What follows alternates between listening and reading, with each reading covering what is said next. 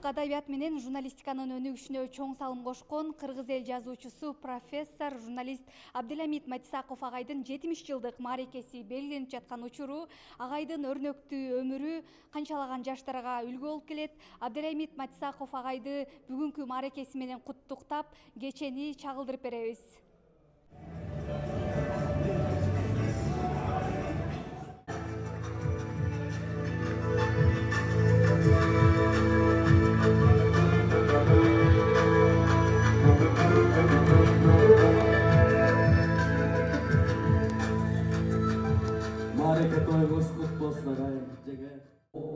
Мен улуттук телерадио корпорациясына ушу Абдуламит Мурзаев жетекчи болуп турган кезде келгем.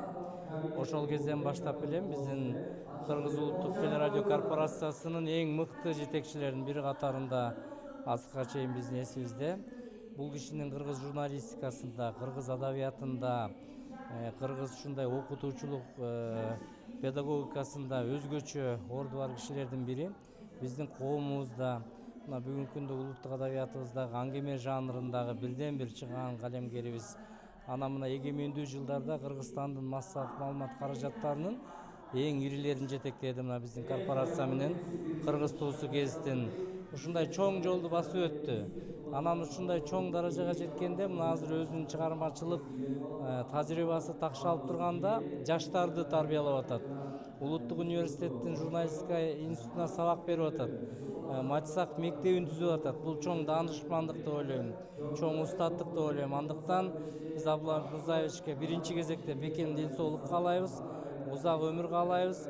Ушул Матисактын мектебинен биздин кыргыз улуттук адабиятынын журналистикасынын келечектери өсүп чыксын, тарбиялансын, бул кишиден да ашсын деп айтат элем.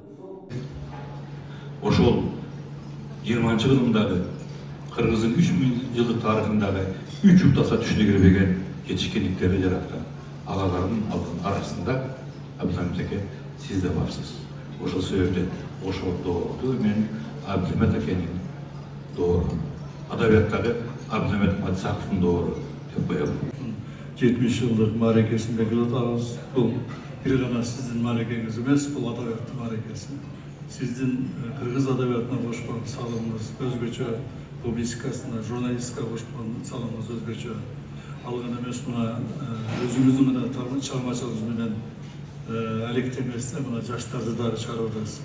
Матисаков мектеби баягы чыныңызды айтмактын дүйшөнүн мектебиндей болуп калды да. Ушул сиздин эки нерсеңиз калат деп ойлойм. Бир сиздин чыгармачылыгыңыз, экинчи мектебиңиз. Siz tügölükü çınar unuttunuz, tamırını saydınız. Kuday bursa al özünün kökölüp baralığına çetet. Şunduktan sizin adabiyatla koşkan sağlamış çoğun.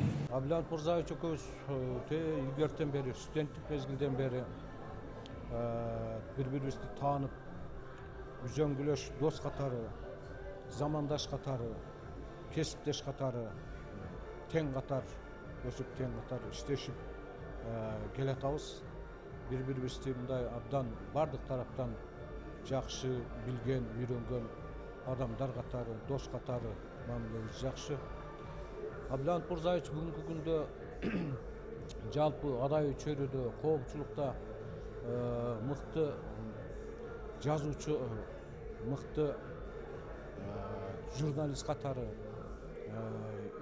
мыкты кийинки учурда белгилеп кетүү керек, педагог катары абдан жасаган эмгеги абдан чоң. Анын чыгармачылыгы тууралуу өтө көп нерсени айтса болот. Мен өзгөчө бир тарабын белгилеп кетер элем. Абдуламит Мурзаевич бүгүнкү күндө көркөм публицистикалык жанрдын чебери деп айтса болот. Анткени Абдуламит Мурзаевичтин калеми тарабынан жаралган көркөм публицистикалык чыгармалары, айрыкча очерк, башкача айтканда портреттик очерктер бүгүнкү күндө кыргыз журналистикасында портреттик очерктин үлгүсү катары калууда деп айтсак болот. Кийинки учурда дагы бир бул кишинин өзгөчө бир эмгеги бул жанагы Матисаков мектеби деген мектепти ачып, ал жерде шакирттер, анын арасында өзүң да бар элең, ошол мектепте болочок чыгармачыл жаштарды тарбиялап, алардын чыгармаларына мындай багыт берип, кандай жазуу керек, эмнеге көңүл буруу керек, алардын чыгармачылыгын мындайча айтканда өнүктүрүп өстүрүүгө педагог катары, устат катары эң бир зор эмгек жасап келатат деп айтсак болот. Агай, ошол сизге мен эгер жыйынтыктоочу боло турган болсом, биздин ошол журналисттер союзу былтыртан бери өзүбүздүн ошол катардагы мүчөлөрдү, сыйлуу адамдарга ардактуу журналист деген наамды иштеп ошону берип атабыз. Ушул сиздердин көз алдыңыздарда ардактуу журналист наамын тапшырып коюуга уруксат этиңиздер. Кол чаап коштоп тургуздар, ардактуу журналист төш белгиси тапшырылып атат.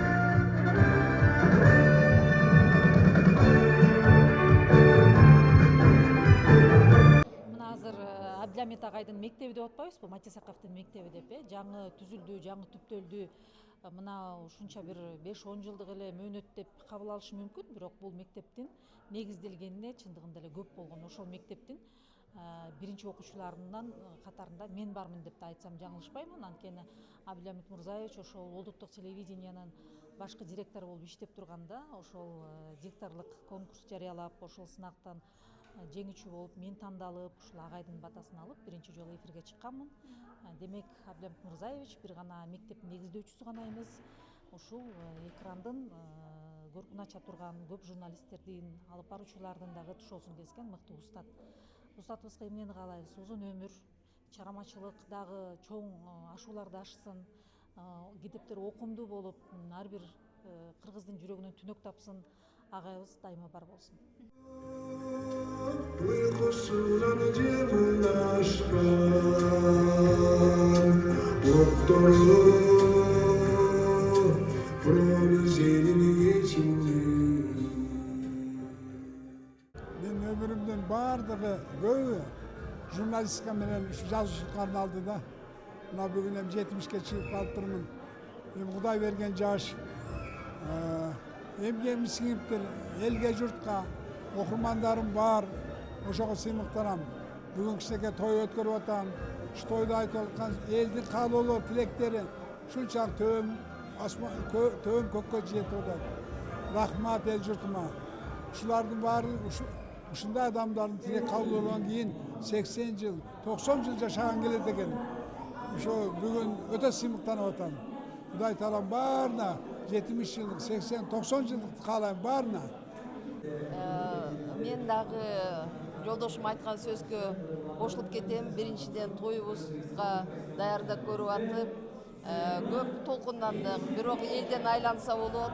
Элдер канчандай жакшынакай биздин адресибизге жолдошум жөнүндө кандай жакшы нерселерди айтып атат. Мен дагы төбөм асманга жетип атат. Каалайм жолдошумдун өмүрү узун болсун, ишмерлиги кенен болсун. Артынан балдар шакирттерди өстүрүп атат. Ошо шакирттери дагы жакшынакай балдар болуп, жакшы жазуучу, белгилүү жазуучулар чыксын деп тилек кылат элем. Өмүрлүк жарыма өмүрү узун болсун, бирибизге жөлөк таяк болуп, бактылуу, дөөлөттүү, ыймандуу карлык тилейт элем. Кыргыз адабиятына таандык өтө маанилүү адабиятчы Абдиламит Матисаковдун Титаник деген чыгармасын түрк тилине которуп чыктым. Şu аңгеме китебинде 14 аңгеме бар. Түрк тилине которгондон кийин Түркияда окурмандар дагы окуса болот. Анткени Түркияда 86 миллион адам болгондон кийин алардын 70-75 миллиону окурман деп эсептелет.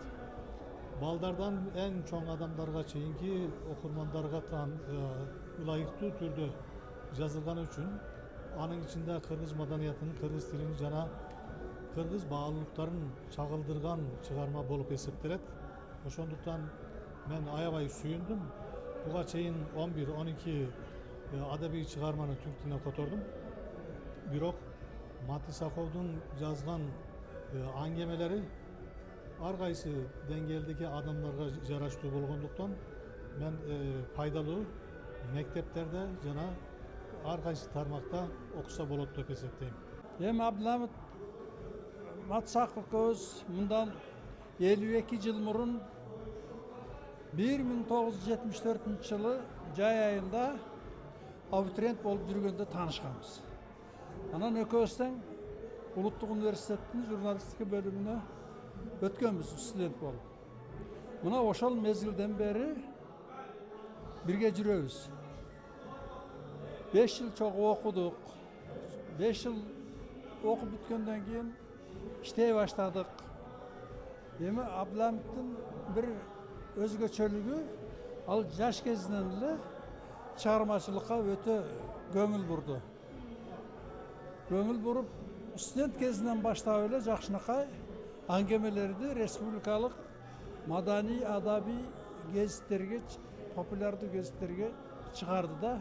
Бул өзү мындай бир чоң жаңылык катары эсептелчү да. Себеби студент кезде чыгарыш бул чанда гана учурай турган көрүнүш эле да. Эми Абдыламит 70 жашка толду. 70 жашка бул абдан мындай байсалдуу, жемиштүү, анан кийин мындай эме менен келди да. Куру кол келген жок мындайча айтканда. Мындай көркөм байлык менен ушундай эме менен келди да, жакшы жетишкендиктери менен адабий жагынан алганда. Geçem ulu sözdün uşuğun, ulutun kırgız kalkına bağıtkan adam ekensiz.